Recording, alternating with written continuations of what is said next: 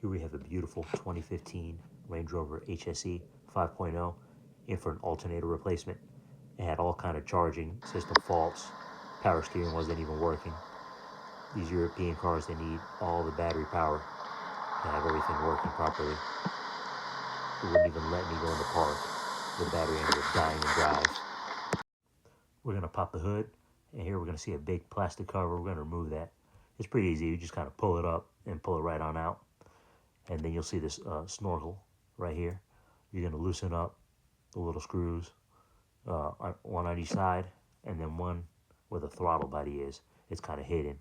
If you get over it, you'll see it right there. Loosen that up too. It all pops out,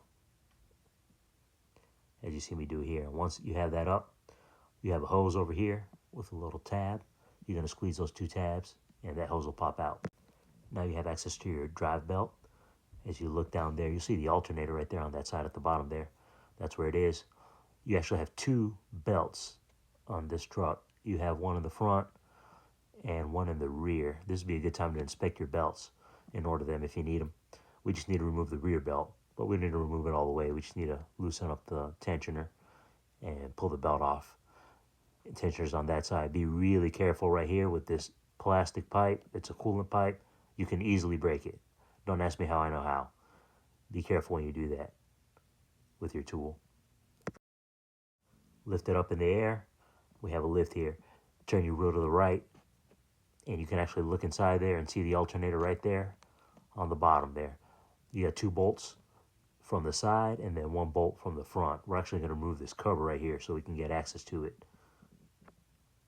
Once you remove that cover right there it is right there. You can go ahead and stick your tools in there and loosen it up and get it on out of there. It's pretty easy, and it'll pull out right from there.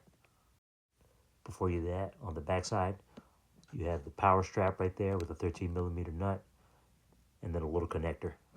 Make sure you remove those. Obviously, disconnect the battery before you do this. Then once you have your alternator loose, before you pull it out, I recommend you remove this vacuum line with that little red tab. Just press on the little tab. And if you couldn't get that connector on the back of the alternator, like I couldn't, there's a good chance to get it right here. Now, once that's off, you can go ahead and pull your alternator right on out from underneath, like I said earlier.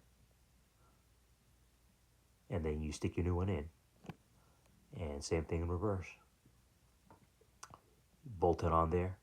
The two bolts from the side, one bolt in front. I believe they're 13mm, all three of them. Then you can stick your protective plate underneath. Start the bolts up. They're 15mm, I believe. And then I'm going to torque them down with a 1/2-inch impact. Bring the car back down. Now you can put the snorkel back on. Don't forget about the little hose that goes underneath. Make sure you're all the way onto the throttle body so you don't end up triggering a check engine light later. And you can tighten your hose clamps. And turn on your vehicle now. I got it with the jump start, and it is generating just fine, 14 volts. This procedure should be the same on Range Rover and on the LR4.